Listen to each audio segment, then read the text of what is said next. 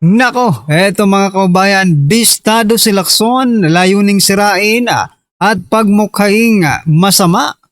Si Senator Rodante Marcoleta, hindi umubra. Nako, yan po ang ating aalamin sa video ito mga kababayan. Pero bago po natin simulan to, palike naman po ng video ito mga karbi natin. Malaking tulong po yan. Maraming salamat po at eto nga. Simulan po natin dito sa ating mga nagte-trending na balita dito po sa social media. Nako po, nag-trending po itong post ni Mami Mikay Grace. Sabi po kasi dito, pinagkumpara niya yung naging pahayag ni former President Duterte noong panahon niya at sa panahon po ni President Bongbong Marcos Jr. na parehas pong dumaan, di ba? Sa matinding challenge, sa kanilang administrasyon sa mga gera, doon po sa ibang bansa.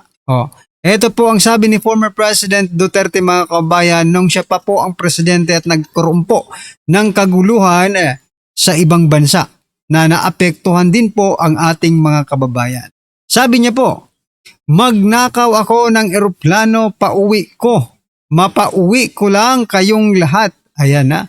Gagawin daw niyang magnakaw ng eroplano, mapauwi lang ang lahat ng mga OFW. Palakpakan po natin. We know that this speech is a figurative speech mga kababayan. But para sa akin ang ibig sabihin po nito, gagawin po ang lahat ng kanyang gobyerno para lang po mapauwi ang ating mga OFW. Yan po ang take ko dito sa kanyang gustong iparating sa atin, Sasabihin naman ng mga loyalista, talaga, magnanakaw talaga itong si Duterte. Di ba? Iba-iba po ang ibig sabihin nito, Kung talagang lalaliman mo lang yung pagkakaintindi mo dito sa kanyang gustong sabihin. So, gagawin po ang lahat ng kanyang makakaya, just to make, our OFW return to our home, mga kababayan. Pero, eto naman po ang sabi ni President Bongbong Marcos Jr. sa panahon niya ngayon, doon po may kaguluhan po sa Middle East, Sabi po ni President Bongbong Marcos Jr., ang problema, walang lumilipad na eroplano. Ayan na. So, if this is not a figurative of speech, kung ito talaga ang gusto niyang iparating sa atin na walang lumilipad na eroplano, ba talaga ang take ko dito ay dyan na lang kayo muna, di ba? Antay lang kayo dyan, relax. Magtago na lang muna kayo dyan, okay? Pero kung ito naman po ay figurative speech, ang masasabi ko dito, ito po ang kabaliktaran doon po kay former President Duterte. Parang sinasabi niyang wala kaming magagawa, Ang gobyerno natin ay walang magagawa dyan sa gerang yan. Yan po ang opinion ko lang yan. Ewan ko sa inyo kung ano po ang take ninyo dito sa dalawang statement na ito. Okay? Pero eto, basahin po natin yung naging komento ng ating mga kababayan. Okay? Sabi po dito ni Aaron Earl Cruz, leader versus dealer. Naku po, wag naman. Sabi naman po ni Lima, may malasakit versus may saltik, aba daw. Wag oy, Sabi naman po dito ni Kalamot, difference between the president with a brain and the president with brain high in coke. Grabe naman mga komento ninyo. Sabi naman po ni Alu Espinosa Mercolio, the legacy and the useless one. Anti-addict versus addict, sabi po ni Rogel. The difference between eagle and crocodile. Aray. The difference between the real person and the demonic person. Nako po. The difference between the way human and the crocodile think. Grabe yung mga komento nila, mga karabin natin, Back then versus today. Kabangan administration be like, Pangulo at siraulo. Nako po. Siraulo daw. Tatay Digong lang sa Kalama. Matured versus immature. Aray ko. Grabe po yung mga komento nila. But they are all entitled for the comments kasi we are in a free speech naman. Okay? Sabi po dito ni Kiv Kiv, the punisher versus the punishment. Natawa ko dito sa the punisher versus the punishment. Okay? Anyway, kayo mga kabayan, ano po ang inyong komento? Kung may idadagdag pa po kayong comment dyan, i-comment nyo na lang po sa baba mga kabayan. Dahil ito, sa ibang balita naman po, pasadahan po natin ito mga kabayan. Ay nako, teka lang nga, palakihin lang natin to. Si Trillanes kasi mga kabayan, may bago na naman po siyang pahayag. Ito po si Trillanes. Sabi po dito ni Trillanes mga karibyo natin, a few weeks down the road, may mga babaliktad dyan po sa 18 Marines, no? Mayroong aamin kung magkano ang binayad sa kanila, kung sino ang nagbayad nang sasabihin nila. Aba, may bayad pala yung sinasabi nila mga kabayan. Ako, bigla akong napaisip, no? Bakit mo nalaman? Yung lang yung komento dito. Bakit mo nalaman? Ikaw ba ang magbabayad sa kanila? Ikaw ba yung magbabayad sa kanila para bumaliktad sila? Or mayroon na po kayong ginagawa? Tulad ng ginawa nila kay Master Sergeant Orly Gutesa, no? Pero eto lang ang masasabi natin mga kababayan, sa dami niyan, no? At may papaparating pa. Sa dami niyan, sana maubos niyong bayaran niyan, di ba? At maging talagang dapat nga ang ginagawa ngayon ng gobyernong ito, di ba? Kasi sila they are really trying their best, no? Para lang may saiwalat ito. Then our government is iba pa ang ginagawa. Dapat nga proteksyonan ang mga katulad nito di ba? Ngayon lang tayo nakakita ng mga witness na walang ibinibigay na proteksyon, no? Sa bagay, mga ano naman to, but still, di ba? I know they are into their own battles, no? Pero, ibig kong sabihin, matatapang po ang mga ito. Pero kailangan pa rin po nating ma-reassure or magkaroon tayo ng assurance, di ba? That the government is doing something to protect witnesses, no? Ano na bang nangyayari sa ating bansa ngayon? Kung sino pa yung magsisiwalat ng katotohanan, sila pa ang pinagbabantaan. Di ba? Ay, nako. Ito po ang naging komento ng ating mga kabayan patungkol po dito. Sabi po dito ni Charmaine, scriptwriter yan. Director na pala si Trililing. Aray ko po. Maleta is waving to silence or twist pera o buhay. Hindi na pera o bayong, pera o buhay na to. Ayon po dito kay Rika, Suhol is waving. Ayan. Paano alam na suhulan ng maleta? So ang ibig sabihin, kayo yung nag-offer ng 1 billion. Kaya inaasahan nyo may babaliktad. Hindi pala kay Madriaga ang may suhulan. Sa 18 Marine pala iyon. Parang umiikot-ikot lang nila. Iyong kwento, iyong matitino na ang tao sa tunay na pangyayari. Ayan na. The thinker is the doer. Ayan, sabi po ni Remo, no? Helen Remo, ayan. Ito the best comment mga kabayan.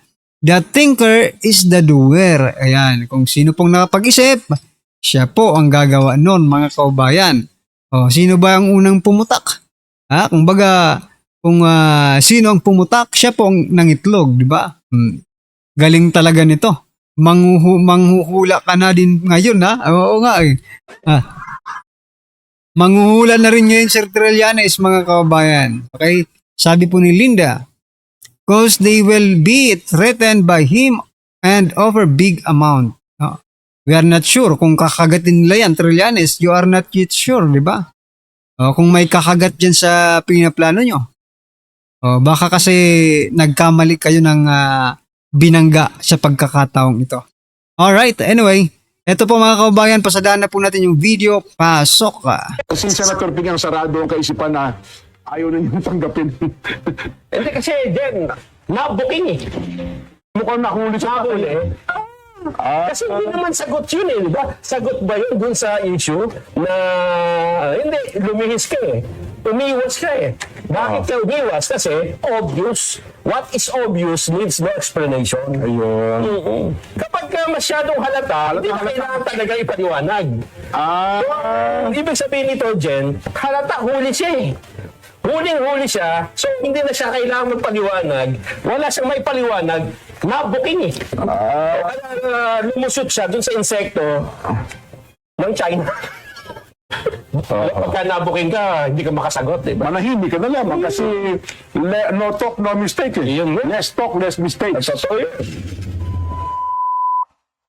Sabi ko, wala akong ibang makitang dahilan kung hindi yung balak na siraan ako. Sira, opo, oo. Eh, nung sumagot siya, ayaw niyang aminin na may splice. Dito siya marunong mag-splice. Hindi siya marunong mag-splice, ganito. So mga tweet, parang sabi niya, hindi namin splice. Yan ay mga excerpt, sabi niya, na pinili namin doon sa tuloy-tuloy na pahayag mo sa kinuha namin kanya doon sa CA recording ng CA proceedings. Sabi ko, talagang sinadya nila talaga. At hindi lang kasi minsan niyang pinalabas yun at siya ay naging panauhin sa iba't ibang mga interview na pinipilit niya na gano'n ang naging paninindigan ko. Sabi ko, pagka ganito, meron na siya talaga kakong direksyon na ganito yung gawin niya.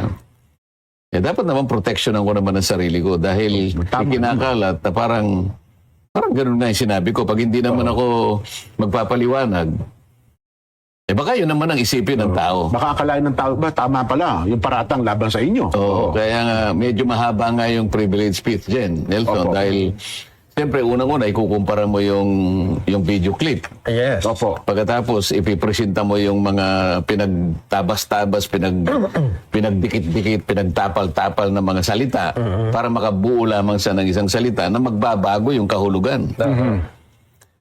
Ngayon, yun ay ginawa ko, una, para depensahan ko at paliwanag ko kung ano talagang nangyari. Katungkulan ko siguro na ipaalam sa ating mga kababayan na hindi gano'n ang naging paninindigan ko. Ayun, Yun ang una. Ang pangalawa, para mabigyan siya ng panahon para gusto niyang humarap sa floor debates. Nandun naman siya. Ayun, sa plenaryo. Hindi ko yun sinabi sa media. Kagaya minsan dinidiscuss natin dito. Gusto ko nandun siya para sa ganun, tumayo siya at pangatwiranan niya. Tanungin niya At kayo. lalo ngayong makikinabang ang mga kababayan natin kung alin talaga at sino talaga nagsasabi ng totoo. Ang problema, hindi naman siya, nandun siya eh. Ipinasa daw po niyang manahimik na lamang. Parang gano'n. Kasi nga, hindi siya lumabas. Habang nag-discuss kayo nito, wala siya dun sa...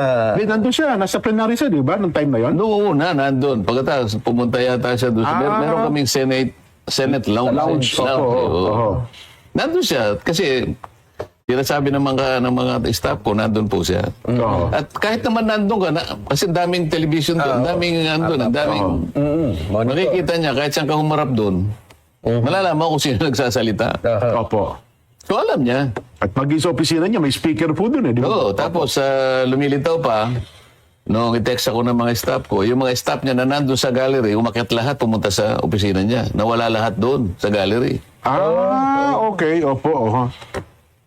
So, yun ang nangyari. Ang parang narinig ko, sabi, it was tempting. Meron siyang reaction na after na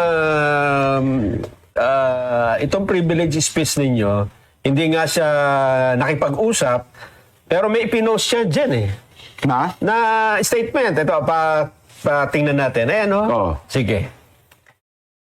Ayun. Yesterday, I was tempted but chose not to respond.